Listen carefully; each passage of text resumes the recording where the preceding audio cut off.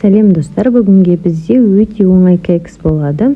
Бізге керегі 2 жұмыртқа, үстінен қантты салып, жақсылап миксермен араластырамыз. Осылай кішкене ағаруы қажет. Үстінен сұйық май және де айранды құйып, тағы да жақсылап араластырып аламыз біркелкі етіп. Одан соң ұнға 1 шай қасық разрыхительді қосып, осы массамызға салып, жақсылап біркелкі болғанша араластырамыз. Бізде дәл осындай масса шығуы қажет. Енді керекті формамызды дайындаймыз. Осылай майлап аламыз, немесе силиконды формочкаларды пайдалансаңыз болады. Осылай жартысына дейін бірінші құйып шығамыз. Енді осындай вареный сгущенканы алып, ортасына саламыз. Өзіңіздің қалауыңызша начинка пайдалансаңыз болады. 180 градуста 20 минут пісіреміз.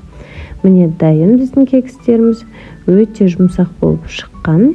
Дәмі өте дәмді. Міндетті түрде жасап көріңіз осы рецептімен.